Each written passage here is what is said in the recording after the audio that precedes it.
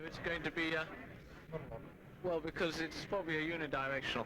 Now this is we're recording again at the British, and this time it's Edinburgh, 1985, and this year, after 7 years, we have a new and illustrious champion, Jonathan Spielman, who is going to speak to us a few words when I get my pocket set out to tell us a bit about the tournament. Now, Jonathan, what were your impressions of this tournament? Well, I think Edinburgh is a very nice city, and I've enjoyed being here very much, which has been greatly to my advantage. It's been a very hard tournament. For the first time for a long time, I've actually wanted to win a tournament, which has caused me a great deal of anguish, which I'm now trying to recoup by inebriating myself to the extent that I can lose all the tension. There are a very large number of strong players in this tournament, maybe 15 international masters and 3 grandmasters, and so it was always going to be very difficult. I was both a little lucky and mainly I just had very good form, which doesn't happen very often, and when it does you should embrace it passionately. Oh, well, thank you, Sarah. Now, Jonathan is going to show us his best game, and I hope we can get a good recording. Let's hear from you your finest game, Jonathan, of this tournament. Well, my best game of the tournament was the one against Murray Chandler, which was a Caro Khan, and I was very pleased with it. Everything really went right. What am I going to do? I'm going to commentate this game. I'd like you to show us this game. Just make the moves on the board. E4, C6, D4, D5, E5. Well, Murray, in the zonal tournament, I played the Caro Khan against him, and he went knight c3 instead of e5, and I chopped pawns in e4 and then played knight d7, and it ended in effectively perpetual check. But presumably he hasn't improved on that a great deal, because he now played e5, which, when he played it, I realised he was Nigel Short second at Beale, and I realised he was very likely to be playing h4.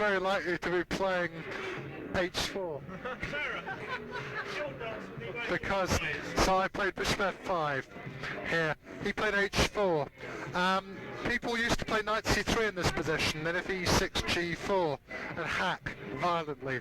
But Nigel told me he was thinking of playing this against me as white in the Commonwealth, and when Murray played e5, I guessed that he was thinking of playing this. I played h5, that's my 1, 2, 3, 4, 5th move. He went c4, I took it, he recaptured, bishop takes c4, e6, knight c3, knight d7, knight g2. So I'm being assaulted here, which is lovely. But in fact knight g2 I hadn't particularly expected, but it's quite a good move. I now played knight e7 bishop e7 after quite a lot of hard work. He played knight g3, bishop g6, knight c2 e4. I'd expected bishop g5, when in fact I can probably take twice on g5. He plays knight to e4, I take it, he recaptures, I take on g2. He gets a knight to d6 check, which is his strategic objective in this opening, but he's lost 500,000 pawns, and it's to be hoped that therefore I'm okay. Isn't the music good in the background? He went knight c2 e4 and I played knight h6, which is a good move. Now he should play bishop g5. Then I take an e4 once, knight takes and play knight f5. My whole plan is to defend d6 at all costs. In fact, he played knight g5, which isn't so good, and I played queen a5 check, which is a strong move, and I'd been considering playing it in other variations, and I think I'm now at least equal.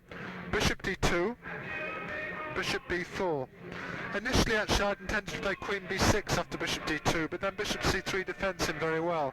This is much stronger. Now if he takes in b4 and plays queen d2, I exchange queens and the ending's probably good for me.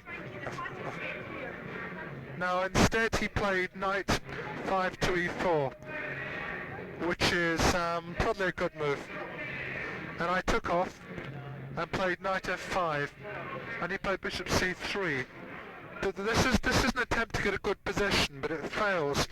Essentially, he could have got a slightly worse ending, but he's trying to do better than that, and he's now failed.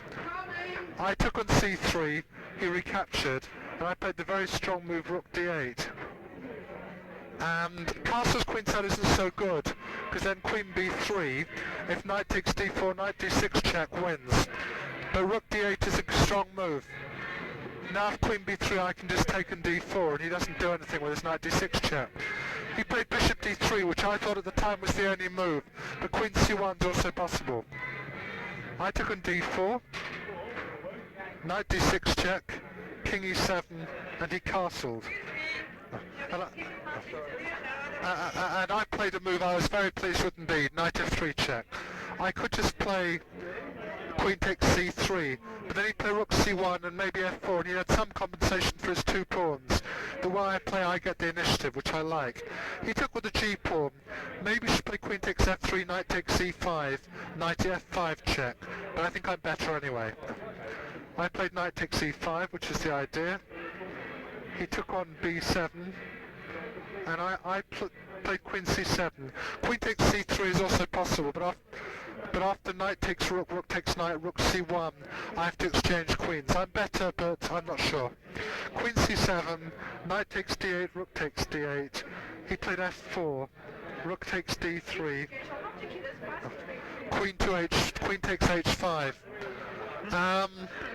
Sorry, we're getting vague interference from the apparatchik here. But I think he should take an e5 and give up his queen, though I'm much better.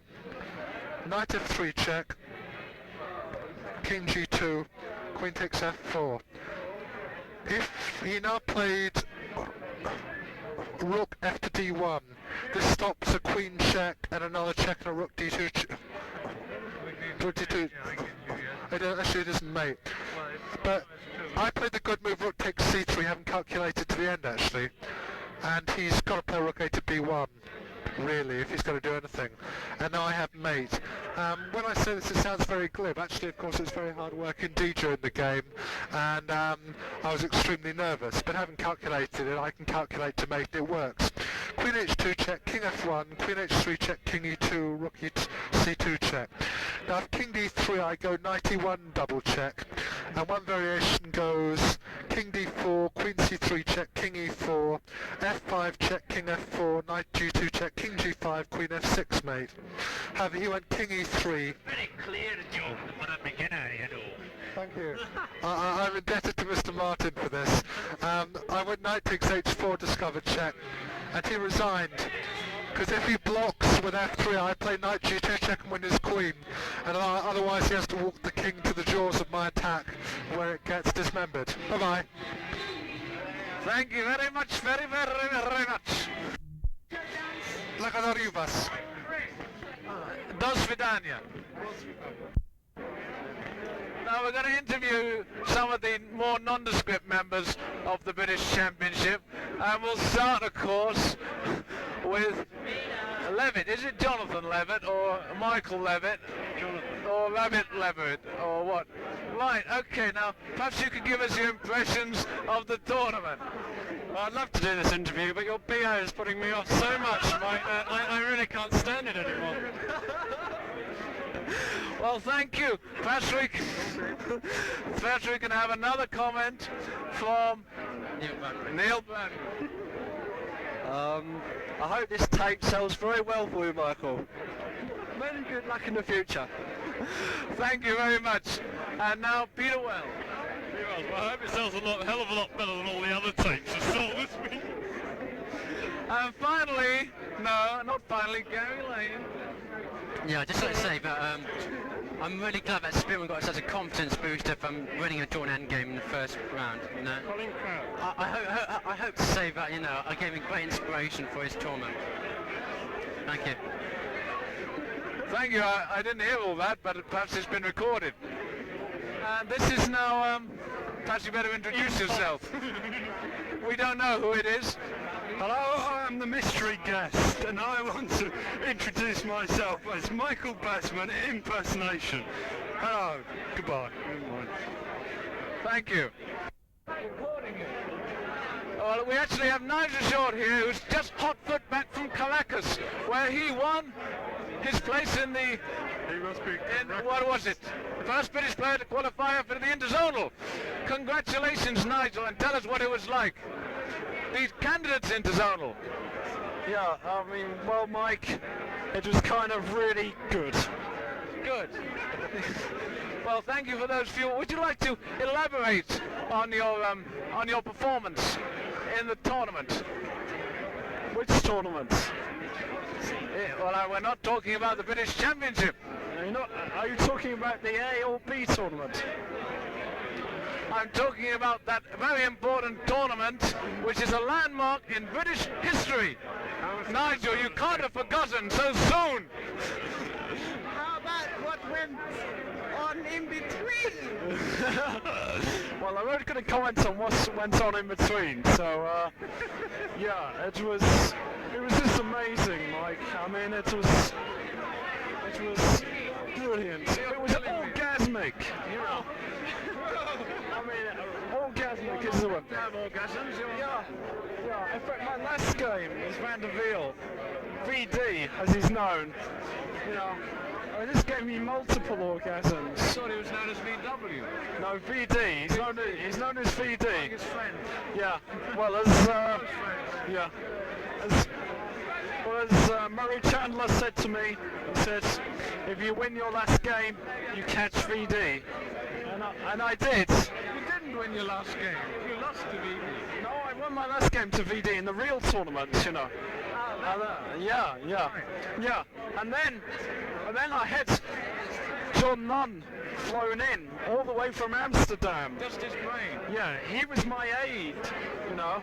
So I had I had Murray Chandler and John Nunn. So I had two aides. Yeah. So I got VD and aides in the tournament. So I had a great time. You must have had a good time. What about the chess? Enough of the matter. Yeah, chess. That was sort of up and down, in and out. Black and white. Black and white. It was pretty erratic, yeah, really. Well, I mean, they tell me... Erotic. You've been bullied 4 times running. Yeah. What do you put that down to? Well, he was really expensive, you know. You mean Campomanes? Campomanes. Campomanes Yes. coming from the same place as Torres. Yes.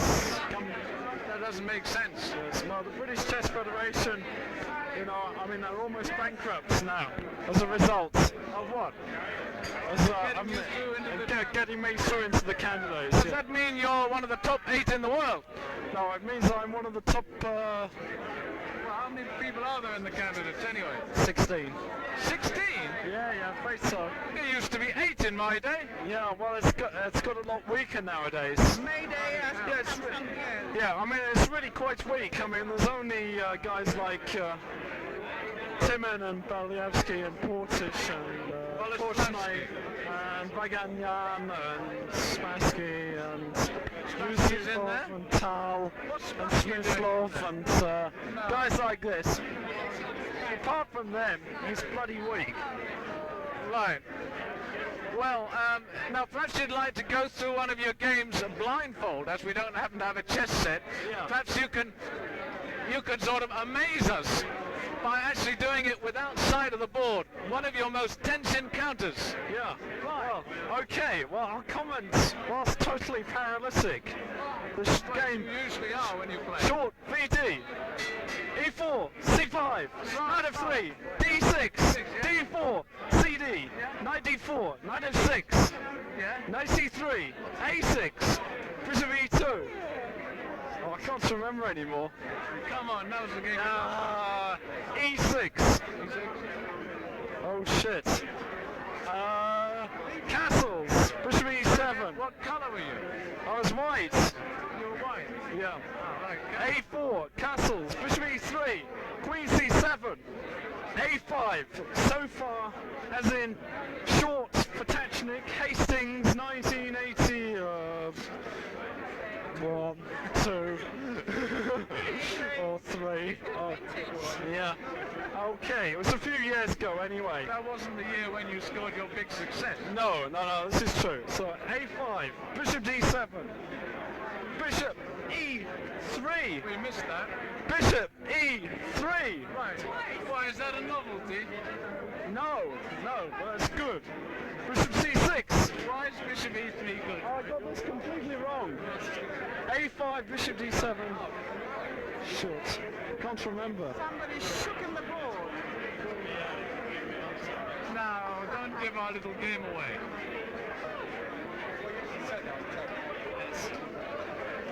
You only played it a little while ago. Nice move that was long.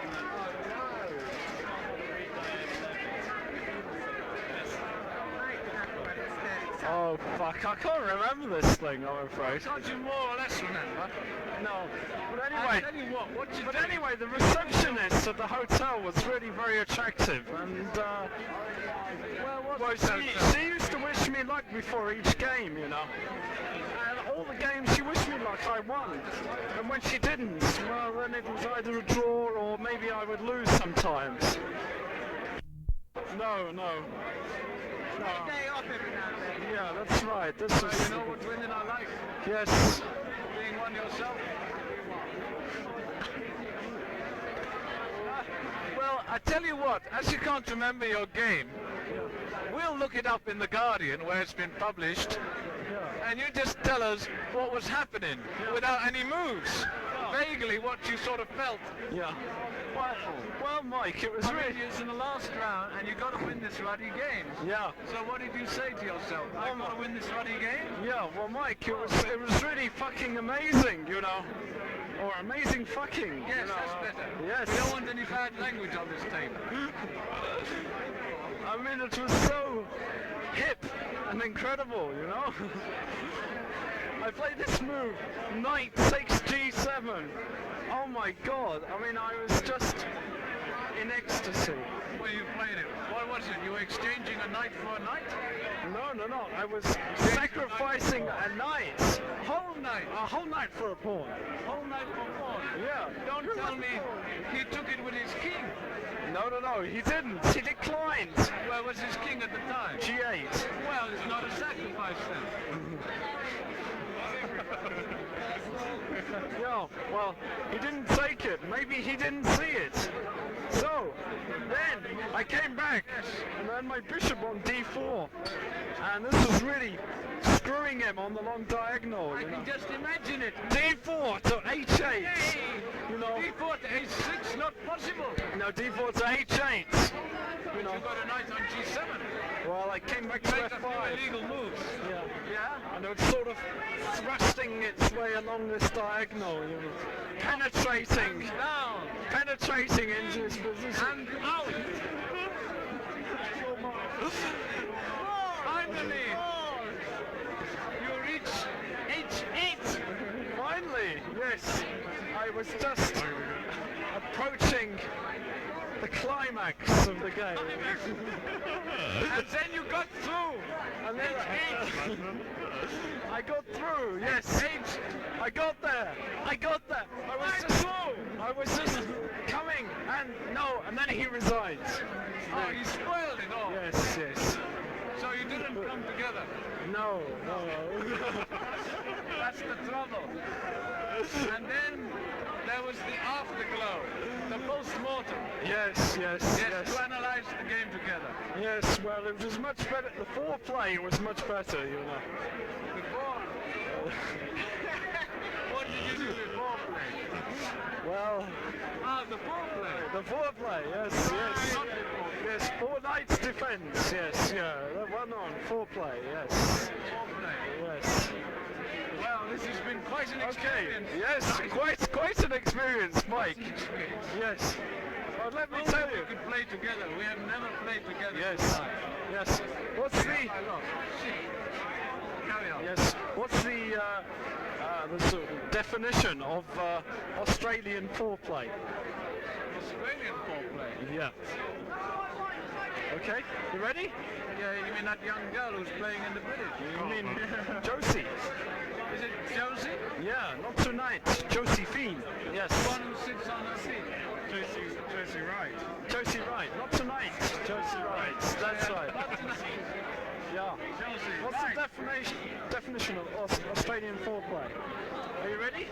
No, I'm not ready, but tell me. Hey you! Are you awake? Yeah. That was it. That was the joke. You missed that. I didn't hear it. But I wasn't there. Hey you! Are you awake?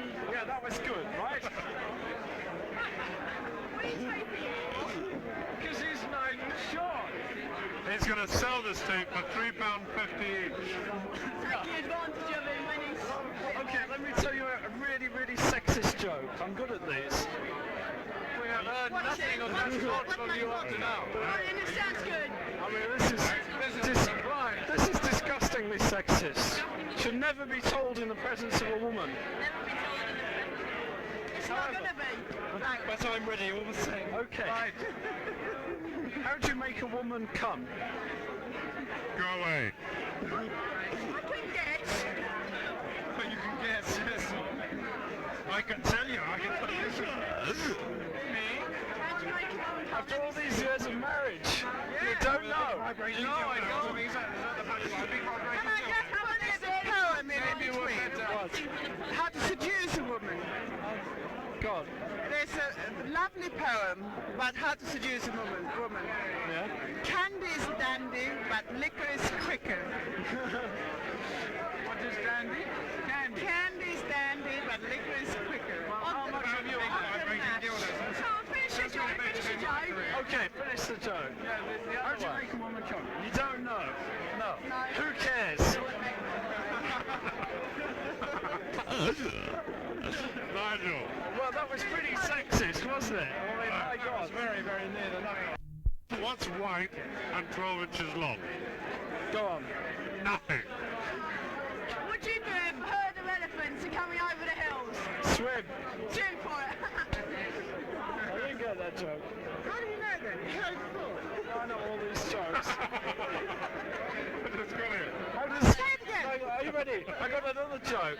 How does an Englishman About 4 years of age. get a 12-inch penis? You don't know. He folds this in half. No, that's a Negro. Joke. You want to be racist? It's not a sexist. Okay, racist joke. You know what? Right. Are you ready for a racist joke? Right, what's the difference between a nigger and a trampoline? You take your boots off to jump on a trampoline. What's the difference between a chicken that's been run over and a Negro that's been run over? There are brake marks in front of the chicken.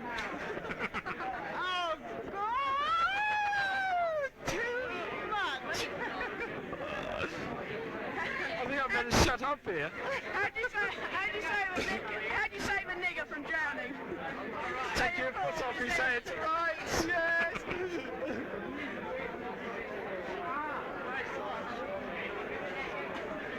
Have you ever been in a punch-up? With who? Anyone? No. Never, not even from the north. African. No. It's pretty rough up there, isn't it? No, it's much more civilized. You're joking. No. In what way do you say it's more civilized up there? Huh? Well, What do you mean? What are you trying to say? Can you get further up than this? No, No, he's further up. No, it's Manchester. Can you get This further is up than this? Edinburgh. Oh, it's Edinburgh. Yes, it's Edinburgh. Right. Sorry. Yeah. The thing is, you get more civilised the further north you go. Apart from when you reach Scotland, and then there's a sharp decrease in Civilization. No, in intelligence and civilization. Culture. I thought they reached the limit in Yorkshire with Brian Ely. You're not going to get me to comment on Brian either. By the way, was there anything between you two? I remember he should hope so.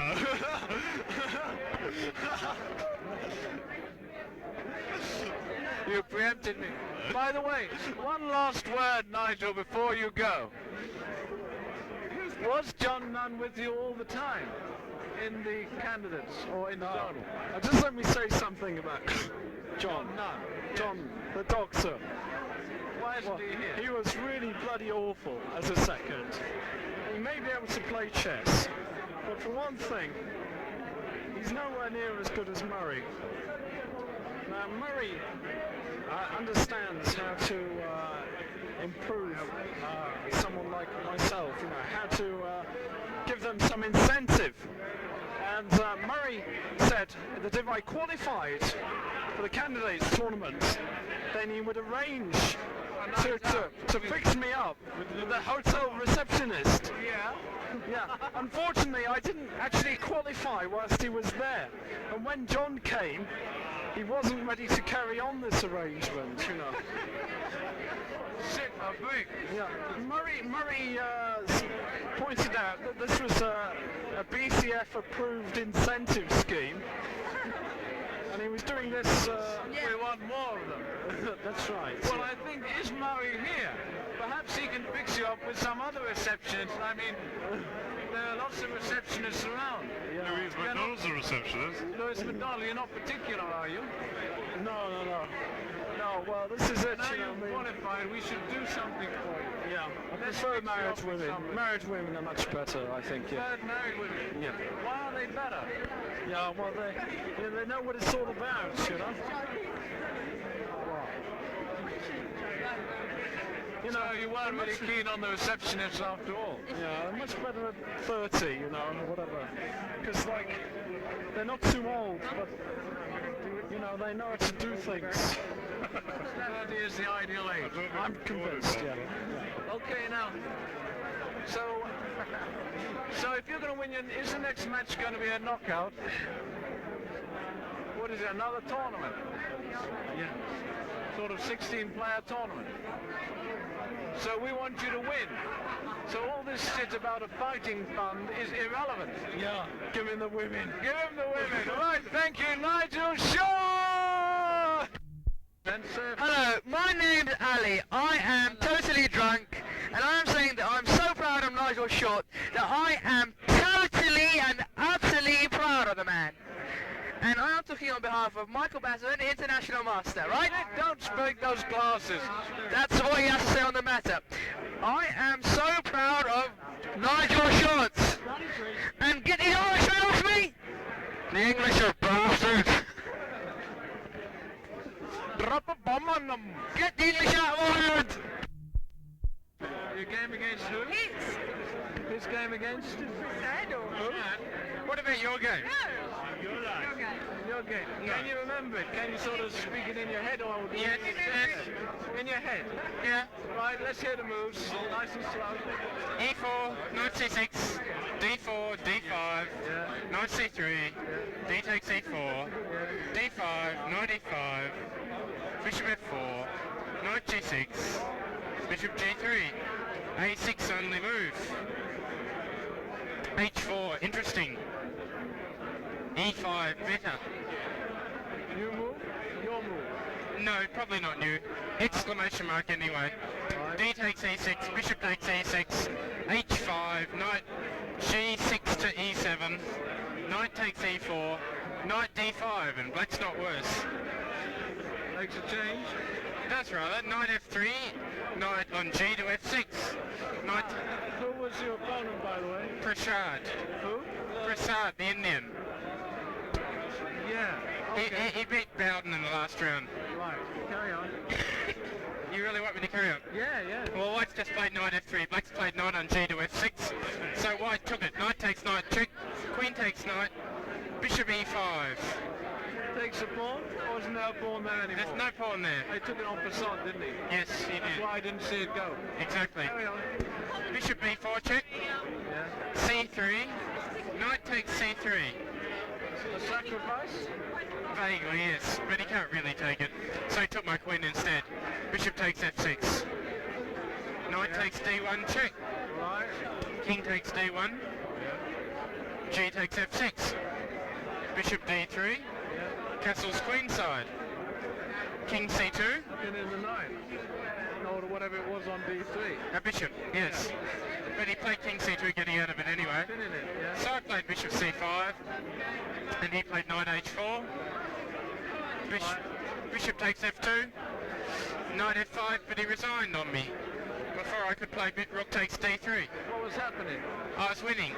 What by? 2 pieces for a rook and a few pawns. That was pretty short. Was quick, yeah. Nice game. Well, thank you, Ian Rogers. They tell me that you've taken over the mantle of Mike Basman. You play unusual, original, striking and brilliant chess. The difference is that you win. Is this true? No, not true at all. I borrow Mike Basman's ideas and use it to lose quite frequently. I see. Another failure in the offing. What accounts for your ELO of 2,500 plus? Some GM norms. Where did you get them, Ian? In Australia? Not quite, no, they're not legal in Australia. Saloniki, Sardinia, the most pleasant GM norm you could ever get, and Beale. Beale? This is recent. 2 weeks ago. 2 weeks ago in Beale. You got a GM norm. So how many norms have you?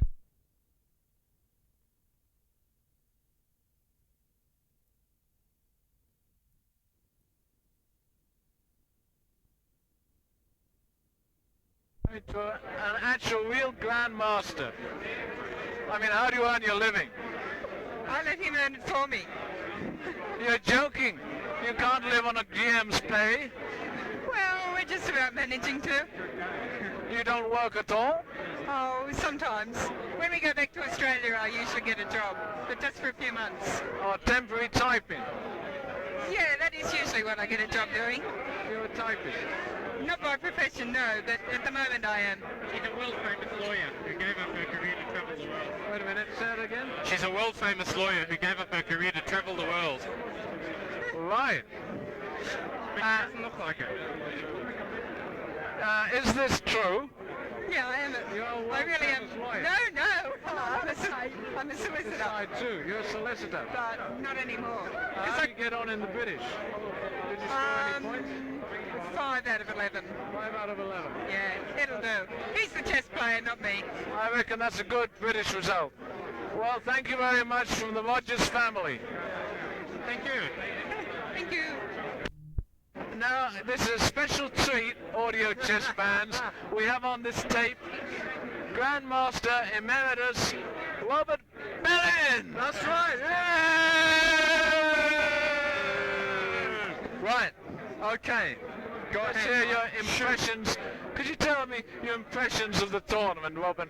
What, Robert? I mean, what sort of sticks in your mind, or should we say in your gullet? It's like on bonfire night, you know, you're looking up, you see all these pretty fireworks going on, but then there's the one rocket which shoots high in the sky.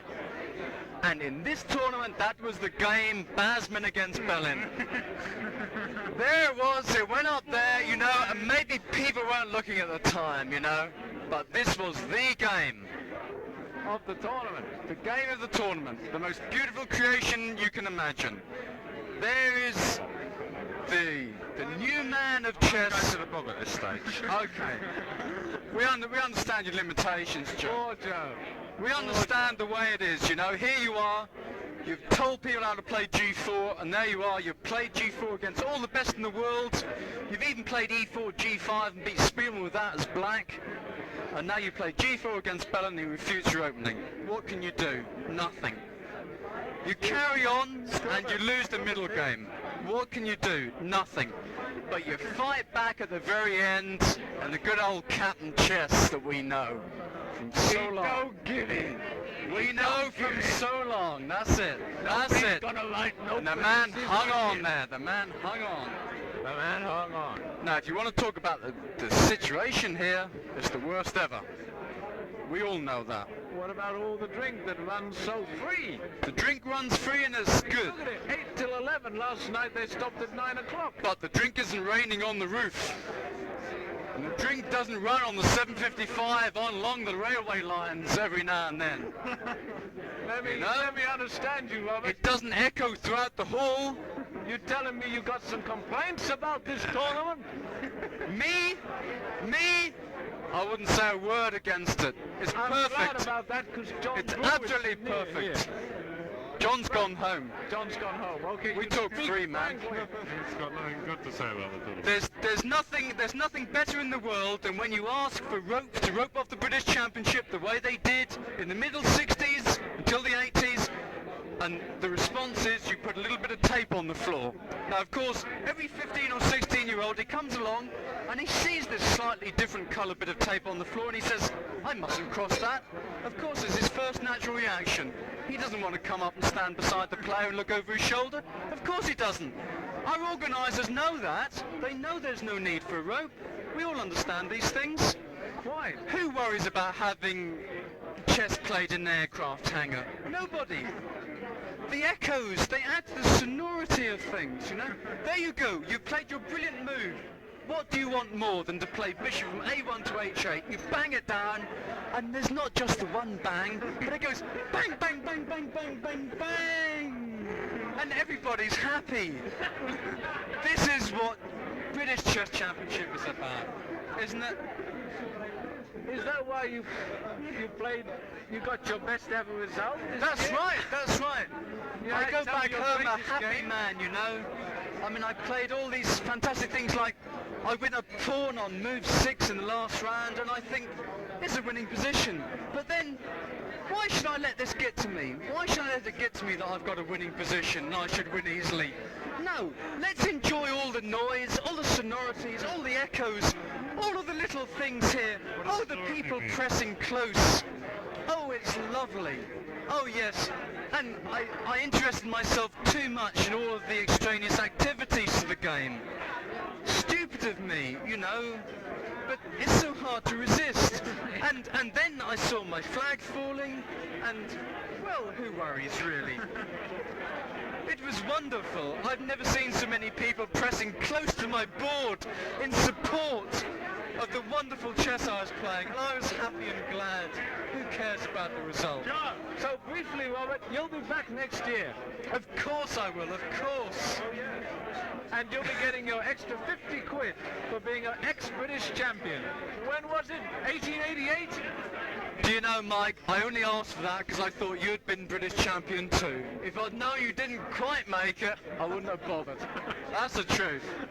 Oh boy, my heartstrings are touched. See, you've got tears. Shut it off quick or your machine will get wet. Bye-bye. Thank you, Robert Bellin, for exceedingly frank statements. I must admit, I was exceedingly disturbed by some of the statements made about the tournament, but we can always erase it. And now we're going to have a recording from the Belle of the Ball, Sheila Jackson. Oh no, Michael. She's the only decent woman player. Really? Thank you. And tell us, Sheila, you appear to keep a low profile in this tournament. What was it? Are you in love? Yes, I think that's the problem. No. I'm also full of code, that's why I haven't played very well. Full of what? Code. Code? Yes, I'm full of code. What's code? Not feeling very well. Oh, cold? Yes. C-O-L-D? Shall I kick you in the ribs? No, you wouldn't be able to reach that high, dear. Oh, try me. You'll have to jump. Now, what was your biggest moment? I mean, what sort of stands out in this tournament for you, Sheila? Sorry, I haven't introduced you. Sheila Jackson, woman's Woogum. Are you a Woogum? Nick Owen, look out. Are you a Woogum yet? I've got 2 GM noms. 2 Woogums. Are you listening to this? What sort of stands out for you in this tournament? All the one positions I didn't win. It makes me very cross. When you don't win them? Yes. For example, who did you have by the ghoulies? I should have beaten Gary Lane. Gary Lane? Well, you wouldn't be the first. That would have been very satisfying. Gary Lane, what went wrong with Gary? Well, I He just... flattened his eyelids at you. No, I wasn't put off by that. You've got to have iron nerves, haven't you? Yes. Do you find that you have to be, as it were, unwomanly to play chess? I think so. You've got to have a killer instinct. And you haven't got it? I seem to be lacking it at the moment, yes. You just got to keep on and on, haven't you? I think next tournament I'm going to be a different person, Mike. What is your next tournament, Sheila? The Lloyds Bank tournament. The Lloyds Bank. And then I'll be out for the kill then. Well, we'll wish you well in that tournament, Sheila. Right, thank you, Michael. Thanks for these few words. Now let's been a turn pleasure. over to a chess mum. Name of somebody Tricks? What sort of tricks are you? Mummy Tricks. No, let's have your first name. Michael. Go away. Now, how come your protege didn't win this year? Well, you have a prodigy here. No, I can't say that one. What went wrong, young Tricks? No comments. Pardon? No comments. No comment. Thanks. This is from an almost champion. Where did you finally finish? 5. 5th. Well, that's not bad. You got how many points? 5. 5 out of 8. It sounded like a tough tournament with such a low score getting such a high place. Yeah, well, lots of people played badly. I think Stephen Caleb was on coke. That's why he didn't even win the under 11. Yeah. Second. Stephen Caleb is second in the under 11. I think what mistake he made, he should have played in the under 11s in the first week. And then he'd have won the under 12s. Michael, ever since we played Sheila Jackson in Jersey, we've never been the same. I see. Ever since. I have here with me, for the first time, Stuart Rubin. Stuart Rubin, who some of you might know has a connection with this tournament, though God knows what it is. Now, Stuart, perhaps you could explain, what are you doing here? Trying to advertise my new book, which will be appearing fairly soon, called Chess Moves, Your Choice. My sole purpose for being here, apart from ensuring that a certain player by the name of Michael Bassman didn't cheat excessively. In that latter attempt, you failed miserably, as I was able to post my posters all over the place, even on top of Greaves and Grant's own advertising scenarios. What did you think of that, Stuart? I did notice that, and that's why, although you might not have aware of it, it was never possible for you to win a prize at this competition. Shit, why did you give me Cummings in the last round to humiliate me absolutely by losing to a twit? Well, yes. Pass. You could have given me someone good to lose to. It's mastermind here. Yes, I missed that. Well, yeah, pass. Michael, You can give me your impressions of the tournament, Stuart. well, I never attended it myself, but I understand 675 people found their way here. Quite a surprise, I'm told, because, for instance, Paul Buswell told me we were going to have 520 about 6 weeks before the tournament actually started. Some of these people were doubles. That's right. Rubbish. Some of them played in the under 9s, then they played in the under 11s, and then they played in the under 12s. So what are you going to say to that, Stuart? What I said to you, Say? Yes? if you could be bothered to listen, was 675 people played. Individual bodies. Naturally, I wouldn't give you the lie, even drunk to my teeth. So actually it was near 900. No, about 800 entrants. 800 entrants. That's quite an achievement, Stuart, for this back of the woods, isn't it? Yes. I mean, it shows you can hold chess tournaments virtually anywhere, any place, in a barn.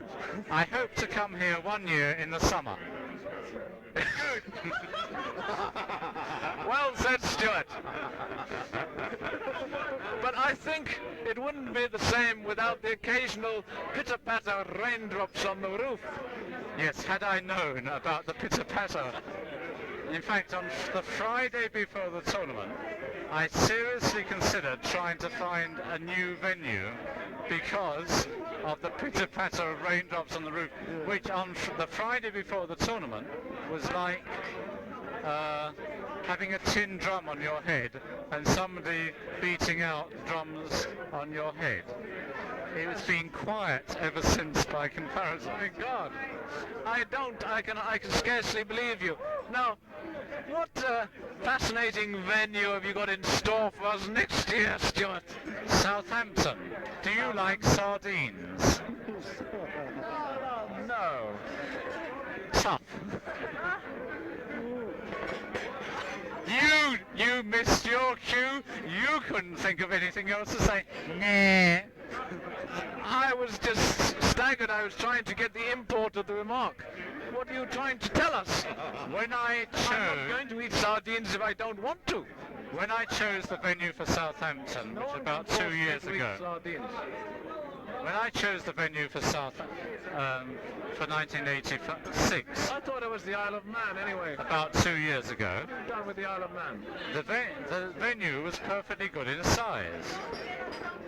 However, since then, the event has expanded considerably. I wouldn't like to suggest anything, but possibly the event has changed its nature since 1981 when I took over. Being, of course, entirely modest about these things. It's all your bloody fault, Stuart. You've And now Southampton may well be too small. However, I hope to find side rooms for such small events as the British Championship, which of course are minor side shows in this entire activity. Well, thank you, Stuart. I think since 1981, you've succeeded in diluting, cheapening the British Championship so that anybody, whatever race, colour or nationality, can play in this bloody event. I mean, what do you say to that? I think it's absolutely disgusting. Thank you, Michael. That's the nicest thing you've ever said to me. We are in Edinburgh. You do with Edinburgh. We are in Edinburgh, as Ronald Reagan would say. And just to emphasize it, this outstanding comment, I must repeat, we are in Edinburgh. And in Edinburgh, they have Scottish people. Now this tape would not be complete without a Scottish person. Now Mark Condom has gone. So, the next best Scottish player, after Craig, Pritchett, McNabb, Motwani, Upton, Bryson, and is of course our number 2 player in Scotland, Buchanan, who has himself played in the British Championship on more than one occasion, or was it only one occasion? I played in it twice actually. Twice? Yeah.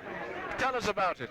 Well, I got a draw with some bum of an AM. I kept playing G5 and H6. Yeah, total toss it was. Can't remember what it looked like. Nondescript, you know. Average opponent.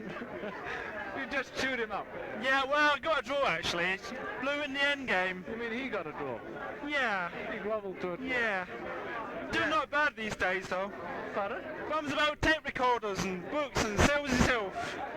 Yeah, well, I see you've given up British Championships now, so you've gone on to greener pastures. What tournament did you play in this year, Mr. Buchanan?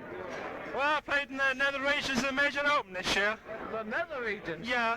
Don't tell me you were not near the top. Well, I overlooked, I escaped from the Nether Regions right in the last round. Tell us your result. I get 7.5. 7 and a bloody half, that's almost enough to qualify for the British. You mean we're going to see you there next year? No, because then they can't play in the Major Open, you see. Did you qualify though? Were you in the top 6? 7.5 is a mighty high score. Yeah, well, But there were people with mighty higher scores. has Bryson. He's Scottish. You're Scottish. He's a Scottish Panther guy. Bryson. I've heard of Bryson. Bryson, wait a minute. Aren't you the Bryson who took apart Flipsay? Yes, that's absolutely right. Minute 19. Minute 19. Huh? Minute 19. Can you tell us the moves of that game with your own comments? Can you remember yes. it in your little head? It was a very quick hack. Right, let's hear it. Well, all the moves. Yeah, all the moves. So we had E4. This is who the fuck's Bryson, by the way. Do you remember I was just about to play? Remember I was about to play knight E3 against Hearts, and you thought that won. Then you were going, who the fuck's Bryson? Yeah, that's. You remember me now? I remember you, yes. Well, we had E. You're that who the fuck's Bryson. Yeah, that's it. There's no other, is there? Yeah. Well, we've got Okay, E4, now. E5, Yeah. knight F3, knight C6, Yeah. D4, E takes D4, C3. Now this is the Goring Gambit. A very dubious opening. Yeah. Now he decided to hack that pawn. That was D takes C3. Bishop C4, giving up the second pawn, which he decided not to take. Then it was D6, knight takes C3, Bishop E7, Queen B3. Yeah, Bishop E7 is a well-known blunder. Well, it's not necessarily a blunder, it's fairly not good. So Queen B3, then he plays knight A5, Bishop takes F7 check, King F8, Queen A4 to attack the knight, he's attacking my bishop, King takes F7, Queen takes A5. Now he decides to swap queens with C6, Queen takes D8, Bishop takes D8, Bishop F4 attacks the D pawn. He defends it with King E7, so I attack it again with castles queenside, castle, castle, castle. Then he defends it with Bishop C7. Now according to the books you should now play Rook D3 here, but I played E5. Is that an improvement? Well, I don't know, it worked out fine. Right. So I played E5, then he played D5. Now I came up with what the analysis room thought was a dubious sack. Rook takes D5, C takes D5, Knight takes D5 check. Now I came up with an Indian bummer, which was King D7, very bad move indeed. What should the Indian bum should have The played? Indian bum should have played King D8 when Rook D1 was alright, but not clearly winning. But he did play King D7 when I played E6 check. He took that, King takes E6, then I played Knight takes C7 check. Then he played King F5 to attack the bishop on F4, but that's easily refuted by Bishop E5. Can't he take the bishop? No, you see, I'm playing Bishop E5, which is defended by the knight on F3. Sorry, I got a rather hazy chessboard in here. Yes, Okay, yes. yeah. No, it's completely finished because that is the 19th move, and we are finished. That's it. Indian resigns. Why did Indian resign? Because he's going to lose one of the rooks. The rook is on. The rook is on A8, and I'm also threatening Bishop takes G7 through to H8, and I may well win the rook on H8 rather than the one in A8, whichever is the one that pleases now, me. after that you sort of faded. No, I didn't fade until round 7 actually, when I played Mr. Cummings after an appalling opening, and I did fade then. Cummings, yeah, I played him this round. Yes, Trouble is one tends to underestimate Cummings. yes. It looked a boring shite. Still. It would It's be rather tragic to lose to a guy like that. Yes, absolutely tragic. But my opening was so bad I couldn't really offer him a draw in any... No, not at all. Couldn't offer him a draw in that position. Very bad opening. Still, you have you've enabled yourself to go down in the annals of chess. Annals? Annals of chess. Annals. Definitely in the annals of chess. Yes. Mr. Bryson for his British postal champion. British postal champion Bryson, Running. 3 years running, for his fantastic. When was one done in the annals of chess? Well, I bought it in Edinburgh. £1.95. For your fantastic victory over Mr. Praveen Flipsay. the the Indian champion, and they don't come too weak in India. No, they don't. No, you will be fated In the and carted round, read by 600 million. and you become a Scottish national hero, I've no doubt. At every takeaway throughout Glasgow. It's talking the name of Bryson is pasted up on those walls. Yes, that's absolutely right. Exactly. Thank you, Mr. Bryson. Thank you, good night. Thank you. We have a charming wee Scots lassie with us tonight. Her name is Alison Cool. And you tell me she's really cool. Now, Alison, that is your name, isn't it? You're not Alison Cool. Alison Cool's to be in Belgium. Why aren't you Alison Cool? So, you look like Alison Cool. Are you sisters? No. All right. What's your name? Rosie Jackson. Who? Rosie Jackson. Rosie Jackson. You've been playing in the tournament? Yes. Major Open. 4.5 out of 11. That's pretty good. You enjoy yourself? Yes. What do you play chess for, Alison? It's not Alison. Lucy. Rosie. Rosie. What do you play chess for, Rosie? What motivates? I suppose it's just fun and masochism. You like losing? No. No, masochists don't like losing, they just can't help it. Do you ever get what's called a PLD? Post-loss depression? Sometimes.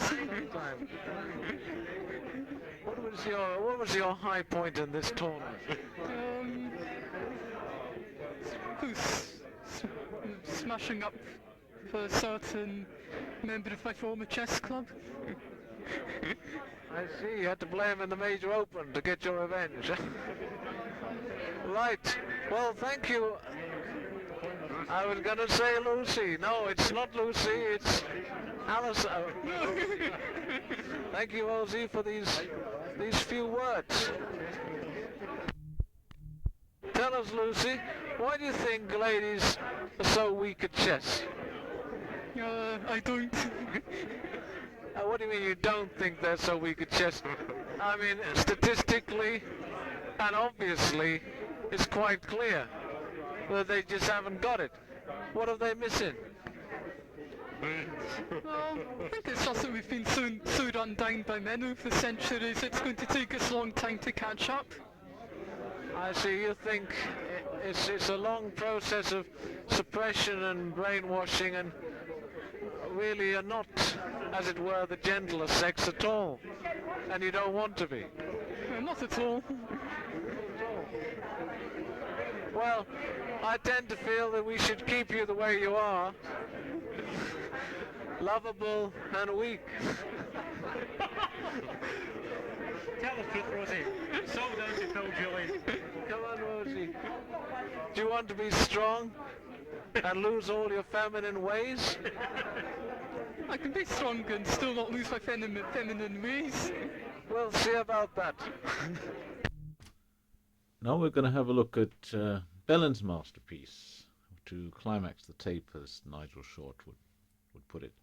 This began G4, E5, H3, Bishop to C5, White played C4, Black Knight E7, Knight C3, now Black played A5, possibly to safeguard his bishop against Knight A4. Against exchange against the knight, and then White went D3, Black castled. White Knight F3, Black Knight B8 to C6. White Bishop G2, D6, G5, Bishop to E6, H4. Now Black opened the center now with D5. C takes D5, Knight takes D5, White Knight to E4. Bishop B4 check, and White King F1. there's not much point in white castling, and bishop d2 would allow the f4 square to fall in black's hands. So king f1. Black also moved his king to h8, and white played h5. Maybe other moves like a3, bishop d2, and rook c1, completing development, might have been preferable to h5. But anyway, h5 was met by f5. White took on f6, en passant. Black took back with the knight. Here white wanted to play knight g5, knight eg5, but after bishop d5, threatening e4, position wasn't too clear. So white chose a worse move, knight h4. Now black played knight d4. Good move. White bishop g5, expecting, of course, bishop e7. However, black played the stunning knight takes e4, sacrificing his queen. Bishop takes d8, and black played knight takes f2. White's queen's only got one square, queen b1, and now black played rook takes d8.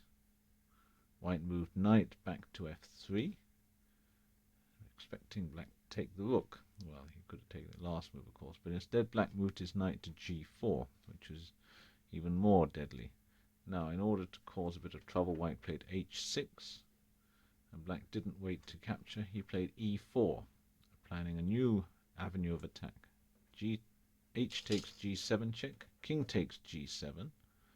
White had to play pawn takes e4. Now black played bishop c4, and the vital e2 pawn is liable to disappear. So white played here queen c1, intending after black captures on e2 check, that later white will get a check on c7 with his queen and get some counterplay. However, black instead played knight takes f3, bishop takes f3, and now rook takes f3 is tempting for black, but after king g2 it's not at all clear. Instead black played bishop d2, much stronger move, because now if queen takes c4, knight to e3 check is going to win. So white has to jettison the queen, and looking around for a move he finds rook h4. Again, rook takes f3 check looks good, but after king g2 there are rather a lot of black pieces on pieces. However, black found a way to win a piece. He played bishop takes c1, rook takes c1, and now here there are two black pieces en prise. Black played knight e3 check, king f2, knight d1 check, and now if white goes king to e1, black goes knight takes b2, white goes rook to c2, then black goes rook d1 check and rook to b1, and he keeps his piece. So instead white moved king to g3 instead of king to e1, and if black now plays knight takes b2, rook takes c2 will hold. Now I think black should have played bishop takes a2 here with a pretty clear win, but instead he moved back to e6 with his bishop. This was his big mistake. White went b3, black went c6, saving his pawn at c7, but now came rook h4 to h1, and the knight on d1 is in trouble. The knight went to e3, black went back. Knight went to e3, sorry, now white went rook c3. And black went knight d1, there was a lot of time trouble here. Rook to c1, knight back to e3, rook to c3. Here Bellin decided to try to play for the win. He played knight d5, pawn takes knight, bishop takes pawn. So a pawn up for white here. And white went, so pawn up for black, sorry. White went rook h5, bishop takes f3, pawn takes f3, and now actually I think white has got enough counterplay maybe to hold this position. But black blew it now by playing rook to a8. White went a4, and black played rook a7. White went rook c3 to c5. In the end, black was actually rather lucky to save this position, as he got his rooks into such a bad situation.